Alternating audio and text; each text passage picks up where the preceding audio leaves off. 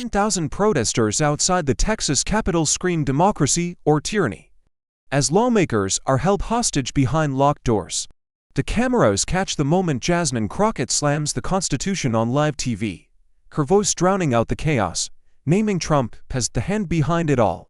Rage explodes across America, shaking households and streets alike, the nation trembling on the edge of collapse. And you have to ask how much longer before the fire outside bursts into a revolution inside. Stay with us. This is a story worth every second of your time. The broadcast cutting without warning, every major network forced into the same feed, a live shot of the Texas Capitol at midnight. The chamber looked less like a seat of democracy and more like a battlefield after the smoke. Lawmakers in rumpled suits lay on thin sleeping bags across the marble floor, their faces pale under the harsh fluorescent lights. Empty water bottles, scattered files, and handwritten signs, democracy or tyranny, were strewn like debris after a storm. In the shadows of the gallery, plainclothes police officers leaned against the walls, silent and watchful, their presence heavier than shackles. They were not there to protect, they were there to intimidate. Viewers at home felt the unease through the screen, a pit in their stomach whispering, "Something is very wrong." Then the door slammed open. A figure stepped in, heels cracking like gunfire against the marble. Jasmine Crockett, the camera panned sharply, instinctively, locking on her. She wasn't smiling, she wasn't softening her edges. She walked with the hard certainty of someone who knew the moment would be carved into history. Her eyes blazed defiance wrapped in exhaustion, fury sharpened by duty. For a second the entire room froze, as though even her enemies needed to brace for what was coming. Across the aisle sat Nicole Collier, hair unkempt from days without sleep, dark circles carved under her eyes. In front of her lay the paper that had turned the Capitol into a prison, the so-called bootleg permission slip, just one signature, the Republicans insisted, and she could leave the chamber. But signing meant surrender, agreeing to be tracked by armed escorts everywhere she went, as if her role as a representative was no different from that of a criminal on parole. Cameras zoomed in on her hand hovering above the page. Her jaw clenched, her chest heaved, and then, with deliberate finality, she shoved the paper back across the desk. Refusal, defiance, freedom in a single motion. The chamber erupted. Republicans hissed under their breath, pounding desks in frustration. Democrats surged forward, fists in the air, some chanting, others crying.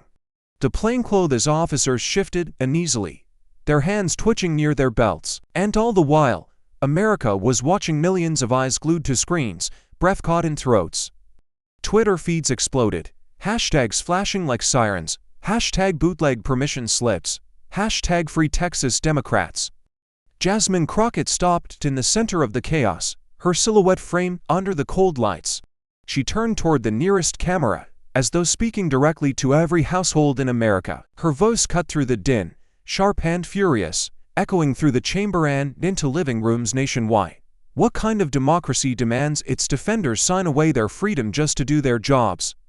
The words landed like a thunderclap, silence, then gasps, then a roar outside the Capitol as protesters answered back. Viewers at home leaned forward, hooked, unsettled, unable to look away. They knew this was no longer just about Texas, this was about power, freedom, and a battle that could ignite the whole nation. And standing at the center of it was Jasmine Crockett, her eyes daring the world. "Are you ready to fight?" The roar inside the chamber had barely settled when the speaker's gavel slammed down like a pistol shot. Dustin Burrows leaned forward, his voice amplified by the silence that followed. "Sign the slips, or you won't leave this chamber again." His words weren't a warning. They were a verdict, the kind of cold decree that echoed more like a warden than a lawmaker. The camera caught the sharp, intake of breath from Nicole Collier, her refusal still fresh in the minds of millions watching live. Burrows' demand was more than procedure, it was a threat draped in legal pretense. Jasmine Crockett stepped forward before the echo of his words had faded. She reached into her blazer, pulled out a pocket Constitution worn at the edges, and slammed it on the podium with a crack that reverberated through every microphone. "These slips are nothing but the chains of tyranny," she spat, her voice cutting through the air like glass. The Democrats erupted in cheers, pounding their fists, while Republicans jeered with venom, shouting insults that bled together into a wall of no's. For a moment, the chamber was not a legislative hall, it was an arena. Crockett's eyes swept across the room, locking on Burroughs with a fury that burned hotter than the spotlights above. "You think this is about attendance, about order?" she thundered, her hand gripping the little book on the podium. "This is about control. This is about fear. This is about turning the people's house into Trump's prison yard." The mention of his name sent a shiver through the chamber. Trump wasn't there in body, but his shadow loomed over every corner of the room. Everyone knew his campaign had demanded loyalty tests, demanded order, demanded obedience, and now his allies in Texas were delivering. The camera cut to the plainclothes officers along the wall, men who did not move, did not blink, their hands resting on their hips as though waiting for the signal. Burroughs' jaw clenched, his gavel trembling in his fist. Crockett didn't give him time to respond. She leaned closer to the mic, her voice dropping lower, sharper, the kind of tone that forces every ear to strain closer. "This isn't law and order," she said, each word measured like a blade. "This is Trump's lawless empire." The chamber froze. The insult wasn't just to Burroughs, it was to the man whose grip still strangled a party from afar. The Republicans erupted again, half of them standing, pointing, shouting, their voices cracking with outrage. The Democrats rose too, not to argue but to roar in defiance, their chants colliding with the chaos until the room became a storm. Viewers at home could feel the crackle in their veins, the collision of two Americas in one chamber. The camera zoomed in on Crockett's face, sweat glistening on her brow, her eyes locked like iron on the speaker. She wasn't just resisting, she was declaring war. And as the noise swelled, one thought pulsed louder than the chaos itself, spreading from the chamber to every living room across America. If this is only the first clash, what storm is still waiting to break? Outside the Capitol, the night burned with noise and fury. Protesters packed shoulder to shoulder against the barricades, faces lit by the cold glare of floodlights, their chants ripping through the air like battle drums.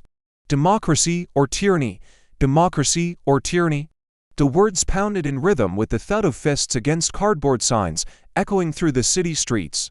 Helicopters circled overhead, their spotlights sweeping across the restless crowd, painting their anger into the sky for every television screen in America. What was happening inside the chamber had spilled into the streets, and the streets were answering back. Then the feed cut to raw footage, grainy, shaky, captured on a phone by someone who couldn't believe what they were seeing. A Democratic lawmaker, still in his suit, was trailed through the aisles of a grocery store by plainclothes officers. The camera zoomed on his reflection in the freezer door, eyes darting in panic as he tried to grab milk for his children, while men shadowed his every move. Another clip showed a female legislator walking into her church, a police car crawling behind her, headlights blinding her as she clutched her Bible. These weren't criminals, they were elected officials, the kind of scenes that belonged in authoritarian states, not the United States of America. Viewers watching at home gasped out loud, the comment section on live streams exploding in disbelief. Is this really happening here? This is Texas, not Moscow. How long before it's us? Back inside the chamber, Jasmine Crockett's voice cut through the footage like a blade. Her tone wasn't just defiant, now it was prophetic, heavy with the weight of history. "Don't be fooled," she said, gripping the Constitution still on the podium. "This isn't Texas politics, this is America's warning. What you are watching tonight isn't an exception, it's the blueprint. They start with lawmakers because if they can chain the people you elected, they can chain anyone." Her words carried a gravity that stilled even the jeering Republicans, if only for a second. The camera split-screened. One side the roaring crowd outside the Capitol, faces twisted in rage and hope. The other side Crockett inside, her eyes piercing through the lens as if she were looking straight into every viewer's living room. "Ask yourself," she demanded, her voice cracking into a near shout, "if they can track lawmakers today, who will they track tomorrow? Your teachers, your workers, your neighbors, or will it be you?" A silence hung after the words, heavier than any gavel. The protesters outside swelled louder, signs thrust higher, their chants shaking the barricades as if the Capitol itself might crumble under the weight of their fury. Across America, millions of viewers felt the chill of recognition. This was no longer a story about politicians in Texas. It was a story about the fragility of their own freedom. And deep down, a question no one wanted to say out loud began to gnaw at them. If democracy could be caged here, what was left to protect it anywhere else? The chamber lights flickered as the feed split in two. On one side, the restless floor of the Texas Capitol. On the other, a giant LED screen that suddenly blazed to life, filling the hall with Donald Trump's looming face. He sat at Mar-a-Lago, golden drapes behind him, a smirk carved across his lips like a scar. The sound of his voice boomed through the chamber speakers, low, mocking, dripping with contempt. Low IQ, radical, a disgrace to Texas. The words slammed into the room like hammer blows, each insult designed not just for Crockett, but for every person watching across America. The Republicans howled in delight, clapping their hands and pounding the desks. MAGA fans in the gallery stood and cheered, their red hats bobbing like a sea of fire. Outside, cheers mixed with jeers, the chants of protesters colliding with the cheers of loyalists, until the entire Capitol felt like it was vibrating with rage. But Crockett did not move. She stood still as stone, her jaw clenched, her hands gripping the edges of the podium until her knuckles blanched. Cameras zoomed in, broadcasting her silence, every viewer at home waiting, breath held, to see if she would break. Trump leaned closer into the screen, the smirk twisting into something darker, his voice dropping to a venomous whisper amplified 100-fold. You'll be remembered as nothing but no's. A footnote, a fraud, gasps rippled across the chamber. Even some Republicans shifted, then easily, sensing that the attack had crossed from politics into something personal, almost cruel. The Democrats hissed back, fists pumping, chants rising again. Democracy, democracy, and then Crockett moved. She straightened, eyes flashing, her voice rising not as a rebuttal, but as a thunderclap that swallowed his insults whole. Your lies won't silence the truth, she roared, steadying her finger toward the glowing screen. This isn't about me, it isn't about one lawmaker.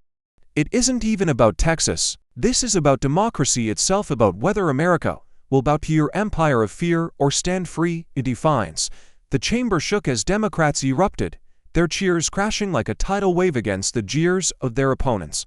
The camera split-screened the clash, Trump sneering on one side, Crockett blazing on the other, America's two futures colliding in real time. Trump tried to laugh, but it sounded hollow, brittle, a crack in his armor that the audience at home could hear. He muttered something under his breath, too low for the microphone, but his expression betrayed the sting of her words. Crockett pressed the attack, her voice steady now, her presence commanding. You mock me, you mock every woman who fought for a seat in this chamber, you mock every voter who dared to dream of justice. But know this, your empire is built on lies, and lies cannot hold forever. The camera closed in on her face, sweat glistening under the lights, eyes locked like daggers into the lens, as though speaking directly into every living room in America. And in that moment, the cheers, the boos, the chaos outside, all of it blurred into silence, leaving only her words. Tonight, we draw the line, and if he thinks I will break, let him learn this is the fight that will break him. The chamber was already a furnace of no's, but Crockett's words poured gasoline on the fire. She leaned into the microphone, her voice sharp, every syllable slicing through the chaos. You've sent police to follow women into supermarkets, tail them through grocery aisles like criminals, track them even into churches where they pray with their children. This isn't law enforcement. This is harassment. This is intimidation. This is tyranny dressed up as policy. Gasps rippled across the gallery. Screens behind her flickered with raw clips, shaky cell phone footage of lawmakers glancing nervously over their shoulders while shopping, headlights stalking them in parking lots. The images weren't political spin. They were proof, ugly and undeniable. Viewers at home leaned closer to their screens, outrage bowling in their veins. Trump smirked from the lead screen, tilting his head like a predator who'd scented blood. It's called discipline, he sneered, his voice dripping with contempt, something you and your Democrats don't have. If you can't handle being watched, maybe you shouldn't be in politics. Maybe you should be back in the kitchen where you belong. The chamber erupted, half in roars of approval, half in horror. Republicans pounded their desks in triumph, fists slamming wood like war drums. Democrats shot to their feet, voices colliding in one furious chant. Shame, shame, shame. The sound reverberated off the marble walls, a furious chorus that threatened to drown the speaker's gavel. Crockett didn't flinch. She stepped out from behind the podium, closer to the camera, her eyes locked on Trump's looming face. Her voice dropped lower, steadier, like a knife pressed against the throat of the moment.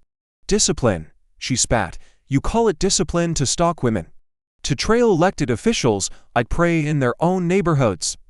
No, Donald, that's not discipline. That's cowardice. That's fear. And it reeks of the same rot that's followed your entire career. The room stilled for a heartbeat, tension tightening like a noose. Every camera zoomed in, catching the fire in her eyes, the tremor in her clenched fist.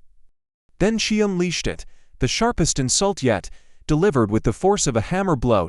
You are not a president. You are America's parasite feeding on division, draining its people, hiding in luxury, while others pay the price for your lies. The words detonated in the chamber. Democrats exploded in cheers, pounding the air with their fists. Republicans screamed back, their faces red, veins bulging, some trying to shout her down, others scrambling to defend their leader.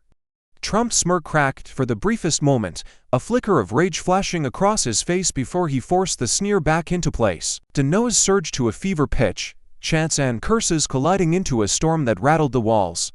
Protesters outside roared louder, their voices carrying through the windows like thunder, merging with the chaos inside, until it felt as though the Capitol itself might shake apart. And at the eye of the storm stood Jasmine Crockett, unyielding, her words still hanging in the air, like a blade suspended above her enemy's head. So tell me, Donald, how long can a parasite survive once the host has learned to fight back? The chamber was still shaking from Crockett's last words, and every screen lit up with a breaking alert. Reporters cut into the broadcast, their voices trembling with urgency. We've just confirmed Representative Nicole Collier has filed a habeas petition in federal court, challenging her detention inside the Texas Capitol. The case is already trending nationwide, flooding social media feeds, igniting protests in cities coast to coast. The camera zoomed to Collier herself, huddled on her thin mat under the relentless fluorescent lights, clutching a battered copy of the Constitution to her chest like a shield. Outside, the chants of protesters grew louder, now joined by horns, drums, and car sirens in solidarity. #FreeCollier blazed across live feeds, climbing to the top of trending lists as the world zeroed in on one woman refusing to bow. Trump's face on the lead screen twisted, his smirk gone, his composure slipping like a mask in a storm. His voice bellowed through the chamber, venom dripping from every syllable. She will rot before she wins. The words cracked like a whip, aimed not just at Collier, but at every Democrat daring to resist. The Republicans erupted in applause, pounding their desks in frenzy, their chants echoing, "Lock her up! Lock her up!" The scene felt surreal, lawmakers screaming for the imprisonment of one of their own colleagues, while millions of Americans watched in real time. Some in the gallery gasped, others cheered, but no one could look away. Crockett didn't raise her voice. She leaned into the microphone, eyes narrowing, her tone a dagger whispered straight into the lens. "And that's why you're afraid," she said, each word deliberate, each syllable carrying the weight of generations who had fought against injustice before her. Her whisper was louder than Trump's roar, because it revealed the crack beneath the bluster. She wasn't just answering him, she was exposing him, showing the nation that behind the insults and threats was a man terrified of a single mother sleeping on a Capitol floor. The feed split again, cutting to raw footage of families outside the Capitol, children holding handmade signs, "Our leaders aren't criminals." A veteran spoke into a shaky lead stream. "I fought overseas for freedom, not to see our lawmakers stalked at home." In living rooms across America, audiences felt the ground shift beneath them. This wasn't politics anymore, it was a test of the nation's conscience, and every viewer was being forced to choose a side. Back in the chamber, Crockett lifted the pocket Constitution once more, holding it high for the cameras. Her eyes didn't leave Trump's image. Her voice rang out, steady, unyielding. What happens when the most powerful man in America fears a single mother who refuses to break? The chamber fell silent for a heartbeat, the question hanging in the air like thunder before the storm, daring every American watching to answer it for themselves. And outside, the chants surged louder, as if the streets were already delivering the verdict. The speaker's gavel crashed down, and the chamber jolted into silence.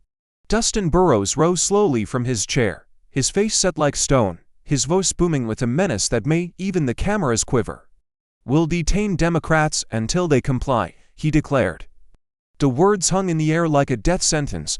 For a split second, no one moved. Then the doors creaked, and the Capitol Guard stepped forward, boots striking the marble in unison, their shadows stretching across the chamber floor like a dark tide rolling in. Viewers at home could feel the collective heartbeat of the nation skip, the spectacle more fitting for a dictatorship than a state house. The camera cut to Nicole Collier, trembling but unbroken, clutching the Constitution to her chest like a lifeline. One guard moved closer, his hand brushing the cuff at his belt, his expression unreadable but his intent unmistakable. Detention snapped when Jasmine Crockett stepped forward, planting herself directly between Collier and the advancing officers. Her arm shot out, palm raised like a barrier, her voice slicing through the silence.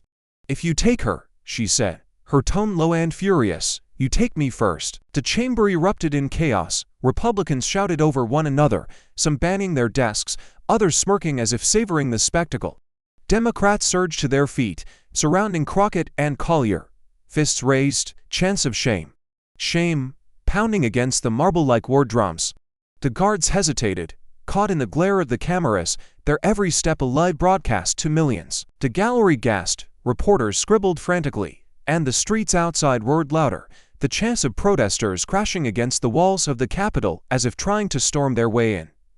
Trump's face filled the giant lead again, his grin curdling into rage. "Arrest them all," he barked, his voice shaking with fury, his fist pounding the desk at Mar-a-Lago. The Republicans cheered, echoing his command like soldiers awaiting orders. But Crockett didn't flinch. She turned her head toward the glowing screen, her eyes locking on Trump's image, her hands still shielding Collier. "You can order your guards, your speaker, your puppets to act," she thundered, "but you will never break us, not tonight, not ever." The cameras zoomed in, capturing her defiance in sharp detail, sweat glistening on her temple, veins standing out on her clenched fists, her body a human shield between democracy and its would-be jailers. For a moment, even the guards faltered, their boots frozen on the marble, their hands hovering just above their belts. The silence was unbearable, the entire nation holding its breath, waiting to see if the Capitol would descend into violence before their very eyes. Crockett leaned closer to the mic, her voice steady but trembling with rage. "Mark this moment, America," she said. "Tonight, the question isn't whether they will detain us, it's whether you will allow them to detain your freedom too." And with that, the chamber plunged into a roar so deafening it seemed to shake the foundations of the Capitol itself, leaving viewers everywhere with the chilling realization that the line between democracy and tyranny had never been thinner. The chamber still trembled from Crockett's defiance, and the battle spilled far beyond those marble walls. On millions of screens, social media ignited like wildfire. Twitter feeds scrolled faster than eyes could follow, hashtags clawing their way to the top. Hashtag bootleg slips and hashtag free Collier. Every new clip guard stepping forward, Crockett shielding Collier, Trump's furious bark was replayed, cut, slowed down, remixed into a storm of outrage and disbelief. TikTok flooded with raw edits, protest chants layered over chilling images of lawmakers shadowed through grocery aisles. Instagram stories showed crowds outside the Capitol swelling by the hour, signs waving under the glare of helicopters. America wasn't just watching, America was reacting. Then Trump struck back, his face reappeared on the Lee, and his voice spilled instantly onto his Truth Social account, spreading like poison. "The protesters outside the Capitol," he raged, "are nothing more than domestic traitors, enemies of order, enemies of America." Within seconds, his words trended too, sparking violent arguments in every corner of the internet. MAGA loyalists cheered the insult, reposting it as a badge of honor. But for millions of others, the phrase was a red line, proof that Trump wasn't defending democracy, he was declaring war against it. The nation split in two, every timeline a battlefield, every phone buzzing with fury. News anchors cut to live interviews, the stories more damning than any speech. A middle school teacher in Dallas, standing outside her classroom, shook her head on camera. "I tell my students this building belongs to the people. How do I explain that their representatives are treated like criminals for standing up?" In Houston, a nurse in scrubs broke into tears. "We risk our lives during a pandemic, and yet the people we vote for get stalked by police just for refusing to bend. What country is this?" And then came the most searing voice of a veteran, in a wheelchair, his medals pinned across his chest, eyes blazing. "I fought overseas for freedom," he said, his voice shaking with fury. "Not so politicians could be hunted at home. I didn't lose my brothers who were to watch this happen under our flag. The interviews rippled across networks, clips spreading faster than Trump's insults. Each story carried the same undertone: disbelief hardened into anger. Ordinary people who rarely spoke about politics were now posting, marching, live streaming, demanding answers. The Capitol wasn't just a building under siege anymore, it was a mirror reflecting what America feared it was becoming. Back in the chamber, Crockett stood still, listening to the noise from outside crash against the stone walls, louder with each passing minute. Her eyes glimmered, not with relief but with grim recognition. This wasn't just a fight for Collier anymore. It was a fight for every teacher, every nurse, every veteran who had raised their voice that night. She leaned toward the mic once more, her tone low, steady, unshakable. If the people can see the truth this clearly, then ask yourself what happens when a nation betrayed decides it will never be silent again. The roar of the chamber faded into a haunting silence as Jasmine Crockett slipped into a narrow corridor behind the Capitol floor. The fluorescent lights above flickered, casting jagged shadows across the stone walls, the kind of silence that didn't soothe but suffocated. She leaned against the wall, her breath unsteady, the echoes of chants and insults still rattling inside her head. For all the fire she had unleashed in front of the cameras, the truth clawed at her chest now, a whisper she couldn't silence. "What if they win?" she murmured, her voice trembling, more confession than question. "What if America shrugs, changes the channel, and lets them bury us alive?" The words hung in the corridor like smoke, heavy, poisonous, threatening to choke out the spark she carried. Nicole Collier, still weary from hours curled on the cold chamber floor, moved closer. Her eyes were bloodshot, her face pale, but her voice was steady, anchored in something unshakable. She gripped Crockett's arm, forcing her to meet her gaze. "Then we fight louder," she said, simple but fierce, like a strike of flint in the dark, "because silence is the only victory they want. And I refuse to hand it to them." The conviction in her tone pierced the fog of doubt, that the weight of the moment pressed heavier than ever. Crockett turned away, staring at the floor, her reflection warped in the polished stone. She thought of the veterans who had spoken on live TV, the nurses' tears, the teachers' quiet outrage. She thought of her own constituents back home, mothers working 2 jobs, kids who believed that fighting meant something, who looked at her as proof that the system still had a pulse. And yet here she was, in the belly of power, treated as less than human, forced to shield her colleagues from armed guards who looked at her like quarry. Was this what democracy had come to? Was this what generations had bled for? The sound of footsteps broke her thoughts, the guards moving down the hall, their radios crackling, their voices low but sharp. Crockett pressed her back harder against the wall, her chest rising and falling, knowing they were always close, always listening, always waiting for the moment her courage cracked. Collier didn't flinch. She stepped closer, her whisper steady in the darkness. "You're not alone, Jasmine. They can follow us, they can corner us, but they can't kill the truth unless we let them." Crockett closed her eyes, forcing her lungs to steady, forcing her pulse to slow. She pushed the fear down, burying it beneath the same fire that had carried her this far. When she opened her eyes again, the hesitation was still there, but so was the steel. She turned back toward the chamber doors, the muffled roar of protesters outside seeping through the cracks in the marble, carrying with it the sound of a country still awake. Her hand brushed across the pocket Constitution she had slammed on the podium hours earlier.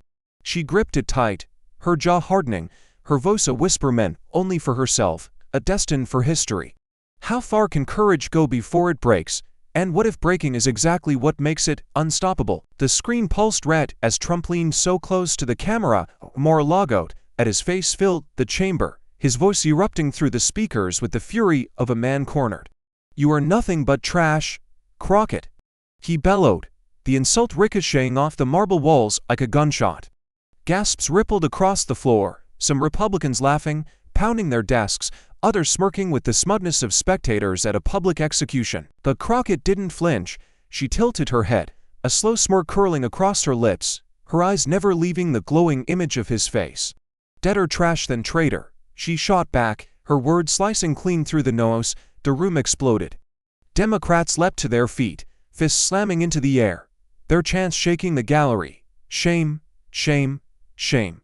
Reporters scrambled to scribble every syllable, their cameras zooming so close on Crockett's face you could see the steel in her stare. Republicans roared in outrage, some shouting "sit down," while others shouted slurs not fit for broadcast. Outside, the crowd caught the words in real time to chant "better trash than traitor," rising from the street like thunder, rolling back into the Capitol in a wave of defiance. Trump's eyes widened, just for a flicker, before he masked it with rage. His fist slammed down on his desk off-screen, rattling the ornaments behind him. "You disgrace this country with every breath you take." He spat, his voice shaking now, not from authority but from anger too wild to leash. He leaned forward again, red-faced, fingers stabbing the air at her image like a weapon. "History will forget you, it will remember me." The chamber drew tight, a live-wire moment when the nation held its breath, watching the clash burn hotter than anyone thought possible. Crockett's smirk faded into something sharper, deadlier, her voice rising above the roar with a precision that silenced even her allies. "History already remembers you," she said, her tone steady as stone. "It remembers the cages, the lies, the corruption, the fear. And tonight it will remember this too, not as the moment I broke, but as the moment you did." Her words landed with the weight of a verdict, and the room fell into stunned silence. Even the guards, frozen at the edges, looked unsettled, caught between their orders and the magnitude of what they were witnessing. The camera panned across the chamber, Republicans red with fury, Democrats blazing with adrenaline, protesters outside screaming so loud the windows shook, and in the middle of it all, two figures stared each other down across distance and screen Trump raging in a gilded room hundreds of miles away, Crockett standing, unyielding beneath the Capitol lights, the storm of America colliding between them. Her voice dropped to a whisper, but it carried with lethal clarity through every mic, into every living room in the country. "Trash can be thrown out, Donald, but traitors are buried by the people they tried to betray." The chamber froze, the nation electrified, as the question bled into every mind watching. Had America just witnessed the moment the empire of fear began to crack?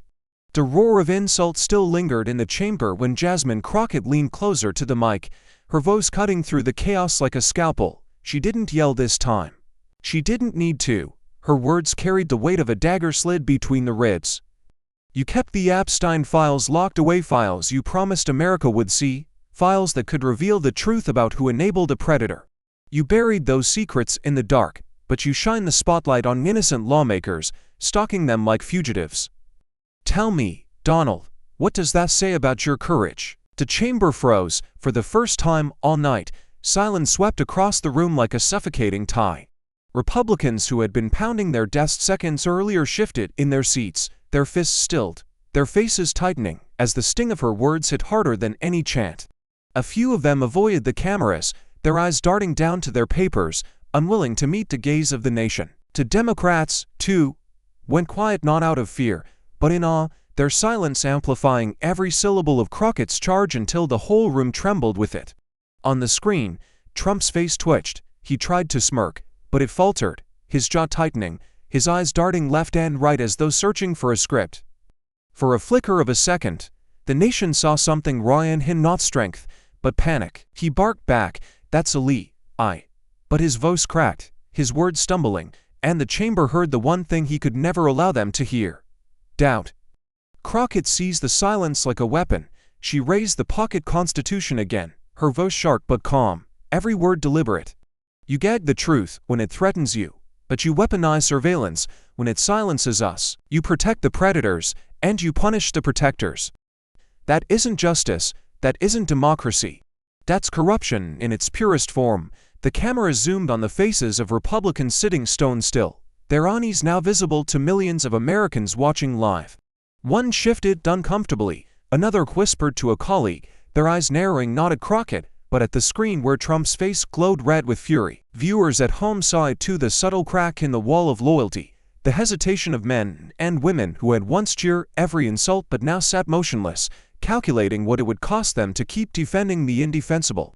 Outside, the chants grew louder, swelling into a deafening roar that seeped through the windows. "Release the files, release the files." The sound bled into the chamber, merging with the tension until it became impossible to separate the fury inside from the outrage outside. Reporters scribbled furiously, anxious whispered in earpieces, "She's hit the nerve. This is the moment. Crockett's eyes stayed locked on Trump's trembling image. Her voice dropped to a near whisper, but it landed heavier than a shout. You can silence us with slips, you can threaten us with guards, but you cannot bury the truth forever. And when it rises, when those secrets come to light, it won't just expose you, Donald. It will consume you. The chamber didn't breathe. Even the cameras seemed to lean closer, as if America itself was holding its breath, waiting for the inevitable crack of thunder after lightning splits the sky. The chamber was suffocating in silence, every breath heavy, every movement magnified by the eyes of millions watching live. Jasmine Crockett stood at the podium, her hand pressing down on the pocket Constitution like a seal, her voice rising above the tension with a clarity that cut through marble and steel. We will not sign, not now, not ever. The words landed with the force of a verdict, the kind that leaves no room for retreat. Her declaration wasn't just defiance, it was a line carved into stone. The guards shifted, boots scraping against the polished floor as they took a single step forward, the glint of cuffs catching the light. But then they hesitated. The spectacle was too public, the cameras too close, the nation's gaze too sharp.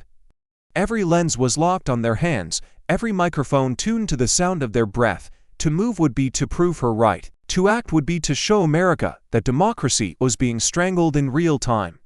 And so they froze, caught between their orders and the unbearable truth that the entire country was watching. Trump's voice roared again from the massive screen, a desperate thunder over static. Arrest them. Drag them out. His face was crimson, spittle flashing on his lips, but the guards didn't move. The speaker's gavel slammed uselessly, drowned out by the chants outside and the growing murmur inside. Even Republicans shifted in their seats, unease flickering across their faces as the moment dragged on. The silence of hesitation was louder than any gavel, heavier than any command.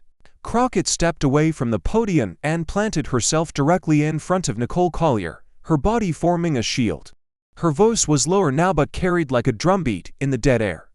You want her, you'll go through me. You want us. You'll go through every one of us, but we will not bend, we will not break. We will not sign your chains. Democrats rose behind her, linking arms, forming a wall of bodies. The image raw, unyielding, seared across the screens of millions, elected officials transforming into living barricades inside their own capital. Outside, the chants swelled until they rattled the glass. Stand strong, stand strong. The words fused with the defiance inside, the line between people and representatives dissolving in one sheer act of resistance. Reporters whispered in disbelief. Anchors on LED television spoke with voices shaken, the tension too sharp to frame in neutral language. The moment was not politics anymore, it was survival. It was history unfolding second by second. Crockett's eyes lifted to the glowing screen, locking on Trump's contorted face. Her voice carried with the precision of a blade. You can threaten, you can order, you can scream. But know this: we will not surrender, not to you, not to your fear. Not to anyone. She paused, her gaze piercing the lens as if speaking directly into every home across the nation.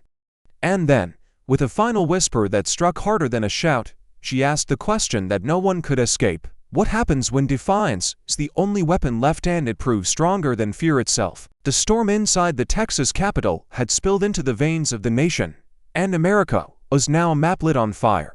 In New York City, Times Square glowed, not with billboards, but with defiance. Thousands pressed shoulder to shoulder, holding cardboard signs that read democracy or tyranny and we stand with Crockett. The giant lid screens that usually blared perfume ads now replayed the moment Crockett slammed the Constitution on the podium, her words echoing through the canyon of skyscrapers like a war cry. Police tried to contain the march, but the chants swallowed them whole, the roar of voices bouncing down every avenue. Better trash than traitor. Better trash than traitor. In Los Angeles, the streets became a river of headlights as cars halted mid-traffic, drivers climbing onto hoods waving flags, their horns blasting in rhythmic unison. Outside City Hall, Latino families rallied with banners painted by hand, children perched on their parents' shoulders holding drones of Crockett with a raised fist. One woman, her voice hoarse from shouting, told a reporter through tears, "We know what surveillance feels like. We know what it's like to be followed, to be treated like criminals. Crockett is fighting for us because she is us." The words shot across television feeds, the truth impossible to ignore. In Chicago, veterans marched down Michigan Avenue in full uniform, metals glinting under the streetlights. They held their silence until they reached the river, then raised their voices in a single unified chant. "This is not what we fought for." The sound thundered through the city like artillery, the kind of cry that forced even skeptics to stop and listen. A man in a wheelchair, holding the folded flag of his fallen brother, stared straight into a camera and said, "We buried our dead for freedom. And now we're burying freedom itself unless someone stands up. Crockett is standing for us." His words cut deeper than any politician's speech ever could. Black churches from Atlanta to Detroit filled with candlelight as choirs sang freedom hymns late into the night. Pastors stood in pulpits, holding up the same pocket constitution Crockett had slammed in the chamber, their voices trembling with righteous anger. "We've seen this before," one preacher thundered. "We've seen chains dressed up as law, oppression dressed up as order, and tonight, we see it again. But we also see a woman, and afraid to call it what it is." Congregants wept, their hands raised high, their prayers transforming into chants that poured out onto the streets. Back in the Capitol, Crockett's face flashed on every television, framed not just as a congresswoman, but as a voice for the millions who felt unseen, unheard, silenced. She had become more than a lawmaker. She was now the thread stitching together the fractured cries of the marginalized into one unstoppable chorus. And as the protests raged from coast to coast, a single truth pulsed across the nation. When America's most silenced voices rise, even an empire of fear cannot drown them. The question now weighed on every viewer, every marcher, every protester holding a candle or a sign. If one woman's defiance could ignite a country, what fire would erupt if the people themselves refused to be silent any longer? The chamber lights had dimmed into a weary glow, the chants from outside muffled but still pulsing through the stone walls like a heartbeat. Nicole Collier sat slumped against her chair, her hands trembling as she pressed the thin Constitution to her chest. For hours she had held strong, her silence a symbol of defiance, but now the weight cracked her resolve. Her shoulders shook, her eyes brimmed until the tears finally broke free. "I didn't sign up to be imprisoned for my vote," she whispered, her voice raw, fragile, almost lost in the cavernous hall. Cameras caught the glisten of tears sliding down her face, broadcasting her anguish into every living room in America. Jasmine Crockett knelt beside her, one hand gripping Collier's shoulder, the other steadying the pocket constitution on the desk like a promise carved in stone. Her tone was firm but not harsh, her words carrying the fire of someone who knew history was watching. "Listen to me, they're watching, your constituents, your family. The people who march for hours just to stand outside these doors and scream your name. They see you, Nicole, and if you give up now, what message do we send to them? That tyranny wins when it makes us cry, or that tears are just the water that feeds resistance." Collier's sobs echoed louder in the chamber than any gavel had. Republicans smirked, some jeering under their breath, but the cameras betrayed them their cruelty broadcast alongside Collier's pain. And across America, viewers felt the gut punch. This wasn't a political stunt, this wasn't theater, this was the raw human cost of defiance. A woman who had sworn to serve her community was being broken down like a prisoner, punished not for a crime but for courage. Crockett tightened her grip on Collier's hand, lifting it so the cameras could see their clasped fists. Her voice rose again, steady now, vibrating with urgency. "Don't give them the satisfaction of seeing you fall. You're not imprisoned, you're standing in the gap for every single person who can't sit in this chair. Remember their faces, remember their voices. And remember that history doesn't honor those who surrender, it honors those who endure." Collier nodded through her tears, her breathing uneven, but her spine straightened as Crockett's words sank in. She wiped her face with the back of her sleeve, the exhaustion still carved into her features, but beneath it flickered something new. Resolve rekindled in the ashes of despair. The cameras zoomed closer, capturing her trembling but lifted chin. And in that fragile, defiant image, America was reminded of the truth Crockett had been shouting all along, that courage isn't the absence of fear, it's the decision to rise even when fear has you by the throat. The question burning in every viewer's mind was no longer about Nicole alone, but about themselves. When your turn comes, will you cry? Or will you rise? The news broke like thunder, rolling across television screens and cell phones in every corner of America. Poll numbers flashed in bold red and white. 62% of Americans opposed GOP permission slips. The numbers weren't abstract, they were a tidal wave, proof that the country was no longer split down the middle, a tilting against the spectacle unfolding in the Capitol. Anka's voices cracked with urgency as they read the results aloud, their tone carrying the shock of a nation that had finally spoken in one voice. In New York, a crowd outside Times Square erupted into cheers, hugging strangers, chanting Crockett's name as though she had already carved herself into history. In Dallas, protesters wept openly, their signs shaking in their fists. "We stand with Collier and not our chains." Inside the chamber, the numbers spread like wildfire. Democrats passed phones down their row, showing one another the poll flashing on every screen. They smiled, some cried, fists pounding the desks in jubilation. The sound of victory rose from their side like a drumline, a beat that made the air vibrate with hope. But across the aisle, Republicans shifted uncomfortably, their smirks cracking into tight grimaces.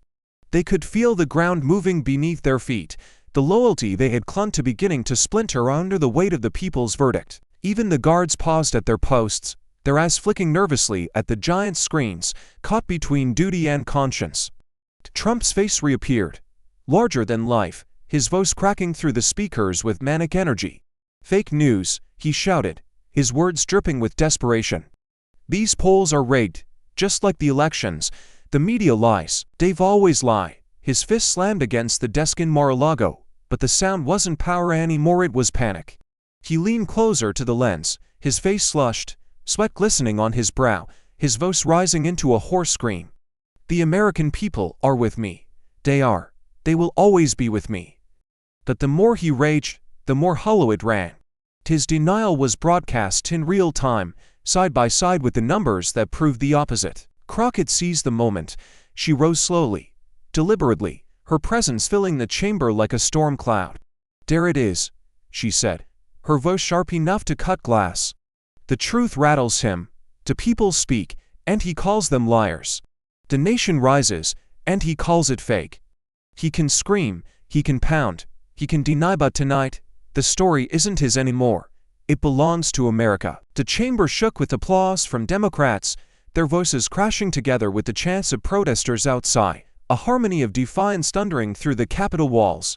The camera zoomed on Crockett's face, her eyes locked into the lens, her words now directed at every viewer holding their breath at home. Her voice dropped lower, more deliberate, every syllable carved with finality. "When the nation rises, can one man still control the story, or is this the night America finally takes it back?" The silence that followed was electric, a pause that demanded not just an answer, but a choice. The chamber was still vibrating from the chants when every screen in the room lit up red with breaking news banners. Anchors spoke over one another in frantic voices. "Federal court rules Collier's detention unlawful." The words exploded like fireworks across the Capitol, text alerts pinging in pockets, reporters leaping to their feet, cameras zooming in on every reaction. It wasn't just a ruling, it was a thunderclap tearing through the narrative the GOP had tried to build. For the first time in days, the word freedom felt real again. Democrats erupted. Cheers rolled through their benches like a tidal wave, fists pounding wood, hands raised high in victory. Crockett grabbed Collier's trembling hand, squeezing so hard it seemed she was anchoring her to reality. Tears spilled down Collier's cheeks, not of fear this time, but release, a weight lifted in real time before millions of witnesses. The gallery joined in, strangers hugging, reporters wiping at their eyes while still narrating the moment to the world. It was history breaking open live on air. But across the aisle, the sound was different. Gasps, curses under breath, the kind of silence that tasted bitter. GOP lawmakers sat frozen, faces drained of color as if the floor had given way beneath them. Burrows fumbled with his papers, shoving them into a briefcase as though burying the evidence of a war just lost. One Republican slammed his desk in rage, but it only echoed back at him hollow, powerless, drowned out by the roar of celebration. On the massive lead, Trump's face contorted, disbelief seeping through every wrinkle. He barked at aides off-screen, his voice leaking into the mic, "Get another judge. Stop this now." The desperation was naked, his authority suddenly reduced to nose. For a man who had lived on control, this was collapse, frame by frame. Crockett rose to her feet, pulling Collier up beside her. She didn't raise her voice, she didn't need to. The crowd carried her silence until she finally spoke, eyes locked on Trump's trembling image. "You tried to cage democracy," she said. "Steady, deliberate. Tonight, the law set it free."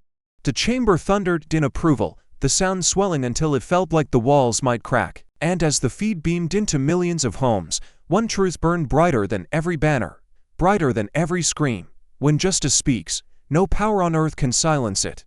The ruling had barely settled when the feed from Mar-a-Lago jolted the chamber into a new storm. Trump, red-faced and visibly trembling, leaned too close to the microphone. His voice cracked with rage, the words exploding raw, unfiltered, impossible to mistake. Piece of S***T system. The vulgarity didn't just echo, it detonated, reverberating through the chamber, carried instantly to every phone, every screen, every living room in America. Within seconds, clips ripped across social media. Hashtags erupted like wildfire. Hashtag Trump meltdown. Hashtag unfit to lead. Hashtag system shattered. News anchors abandoned their scripts, replaying the profanity in stunned loops, their voices thick with disbelief. The mainstream was horrified. Morning hosts called it a national embarrassment, legal analysts shook their heads on live TV, and even conservative commentators struggled to defend him. But the most dangerous reaction wasn't outrage, it was silence. Silence from some of his own base, rattled by watching their champion unravel before their eyes. Inside the chamber, the effect was volcanic. Democrats jeered, the sound of laughter cutting through years of tension. Republicans sat in grim paralysis, some burying their faces in their hands, others glaring at the floor as though hoping it would swallow them whole. Crockett didn't speak, she simply folded her arms, a small, razor-sharp smile flickering across her face, letting the moment devour him without lifting a finger. For a man who had built his image on dominance, this was the unmasking his fury, no longer strength, but desperation, his words not power but proof of collapse. And as millions of Americans replayed the clip, zoomed in on his shaking hands, slowed down the spit at the corner of his mouth, one reality took hold. History was not watching a leader command, it was watching a man lose control. The feed cut, but the damage was irreversible. And in the vacuum of silence that followed, a single truth lingered in the minds of millions. When a leader breaks in public, does the nation break with him or finally break free? The chamber was still vibrating from Trump's meltdown when Jasmine Crockett rose to her feet. The feed hadn't cut to commercial, the cameras were still rolling, and the nation was locked in a collective breath. She gripped the microphone, her voice low at first, but carrying with the weight of steel. "History will not remember your insults, it will remember our resistance." The word sliced through the chamber like a blade. Democrats leapt to their feet, pounding desks in rhythm, the echo like a drumbeat of defiance. Republicans shifted uneasily, some shooting daggers at Crockett, others shrinking in their seats, unwilling to meet her eyes. Reporters scribbled furiously, the click of cameras exploding like gunfire, knowing they were witnessing a speech destined to be replayed for generations. Crockett didn't blink. She raised her hand and pointed toward the giant lid screen where Trump's frozen, rage-twisted face still lingered. "You tried to weaponize fear. You tried to turn our democracy into your kingdom. But tonight, America saw the truth. You are not a ruler, you are a warning." Gasps rippled, the line hitting with the force of a cannon blast. Even the guards stationed at the back shifted their weight, torn between duty and disbelief. Then she turned, not just to the chamber but directly to the millions watching at home. Her eyes didn't plead, they commanded. "We are more than their surveillance, we are more than their prisons. We are the will of the people, and the will of the people cannot be caged." Every syllable carried an electric charge, a spark that jumped through cameras, through wires, through screens, igniting living rooms, rallies, and vigils across the country. By the time she finished, silence fell again, but this time, it was not silence of fear. It was silence before a storm, the pregnant pause of a nation realizing it had just been given its battle cry. And as the feed cut to black, one question lingered like a drumbeat in the minds of millions. If this was only one battle, what war waits just beyond the horizon, and who will have the courage to fight it? The morning after Crockett's thunderous declaration, the Capitol looked less like a battlefield and more like a retreat. In a quiet, unceremonious notice slipped into the record, the GOP rescinded the so-called permission slip rule. No press conference, no victory lap, only the sound of paper shuffling under the weight of humiliation. What had been touted as their iron grip over the chamber dissolved overnight into a footnote, erased as if it had never existed. Yet, everyone watching knew exactly why it was a surrendered dress in bureaucracy. Trump, however, did not retreat quietly. He erupted online, hammering up post after post in caps lock fury. Total witch hunt. Crockett is a fraud. Democrats are destroying America. His words poured like gasoline onto his already fractured base, but instead of sparking a firestorm, the messages felt hollow, repetitive, tired. Screens across the country filled with his rage, but trending hashtags told another story. Hashtag Crockett won. Hashtag no permission needed. Hashtag resistance rises. For the first time, Trump's digital megaphone wasn't drowning out the narrative, it was slipping from his grasp. Cable networks replayed Crockett's final words on loop, her defiance now immortalized against the backdrop of Trump's meltdown. Anchors spoke with hushed awe, commentators admitted they had underestimated her, and even Republican strategists off the record conceded that the optics had been catastrophic. The permission slip debacle was no longer a rule, it was a scar. In living rooms, cafes, and churches across America, ordinary citizens weren't talking about policy minutiae. They were talking about a woman standing her ground against a storm, and a party that blinked first. Crockett had not just defeated a rule, she had punctured the illusion of inevitability that surrounded Trump's grip on power. By nightfall, one truth cut deeper than any trending topic. In trying to silence her, they had made her the loudest voice in the nation. And as Trump screamed into the void of social media, his fury sounded less like dominance and more like desperation, the roaring of a king watching his crown slip from his head. The chapter closed not with applause, but with a realization echoing through the country. Tower built on intimidation can crumble in an instant, and when it does, the silence that follows doesn't belong to the tyrant, it belongs to those who dared to say no. The chamber that only days ago had felt like a prison now pulsed with quiet resilience. Crockett slipped through the echoing halls to find Collier sitting cross-legged on the cold marble floor, surrounded not by guards or threats, but by supporters who had refused to leave her side. Styrofoam containers of food, chili, cornbread, casseroles lined the floor, handed over by strangers who had become comrades overnight. The air smelled of exhaustion and defiance, a makeshift communion born from hunger and solidarity. Collier looked up, her eyes red from sleepless nights, but when she saw Crockett, she managed a smile that carried the weight of survival.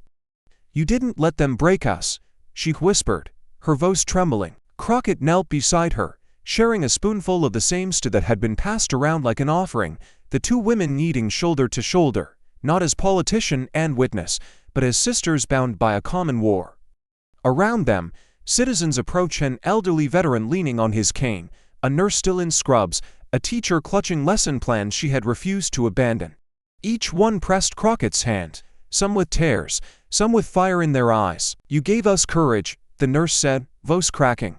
"You made us believe we weren't alone." A father carrying his young daughter lifted the child toward her, the girl whispering shyly, "Thank you for fighting for us." For the first time, Crockett let herself exhale. This wasn't victory written in headlines or polls, it was victory measured in lives touched, in ordinary people who had discovered that their voices, too, could shake the foundations of power. The marble walls that once amplified threats now echoed with laughter, prayers, and the low murmur of hope refusing to die. As Crockett rose to leave, she glanced back at Collier, who was now surrounded by supporters breaking bread together as if holding vigil for a new America. And in that fragile, flickering moment, it became clear. The truest triumph wasn't the rule they had overturned, it was the courage they had awakened. A courage that, once ignited, could never be forced back into silence. The cameras closed in on her face, every network carrying her words live, every home suddenly silent. Crockett stood in the well of the chamber, marble and history at her back, a nation in suspense before her. Her voice cut through the static of weeks of chaos, steady, raw, and unflinching. "Democracy doesn't die in darkness," she said, eyes locked into the lens as though staring down each citizen watching. "It dies when we stay silent." Tonight, America chose to speak. For a heartbeat, no one moved. The weight of her words pressed into living rooms, church basements, union halls, veterans' bars. People leaned closer to their screens as if afraid to miss a single syllable. Crockett's gaze didn't waver. It wasn't the look of a politician searching for applause, it was the look of a soldier demanding reinforcements. She stepped closer to the microphone, lowering her voice just enough to draw the audience in. They tried to lock us out, they tried to break us. But the truth is louder than chains, and courage spreads faster than fear. Tonight, you didn't just watch history, you became it. Behind her, Collier sat among supporters, tears streaking her cheeks as strangers held her hands. The chamber, once drenched in threat, now hummed with the quiet electricity of defiance transformed into hope. Crockett raised her chin, letting the silence stretch, the pause itself a challenge. Then came the blade of her closing words. The question is no longer whether democracy can survive. The question is you. What will you do when your freedom is on the line? The broadcast ended not with applause, but with a silence so sharp it felt like a drumbeat, echoing in the conscience of millions. And in that silence, America was left staring at its own reflection, terrified, uncertain, but for the first time in a long time, awake. The story reminds us that courage isn't the absence of fear, it's the decision to stand firm when everything pushes you to surrender. Just like Crockett and Collier, we all face moments where silence feels easier than resistance. But history shows that silence feeds injustice, while even a single voice can ignite change. Democracy, justice, and freedom are not abstract ideals, they live or die by our willingness to defend them daily. So here's the question for you. When your own values are tested, will you look away, or will you rise and speak louder than the fear trying to silence you? Thank you for watching until this moment and for standing with us on this journey for justice. Your support means everything. Like, subscribe, and turn on notifications so you never miss what's next. And we'd love to hear your thoughts. Leave a comment below and let us know what moved you most in this story. Together, our voices make a difference.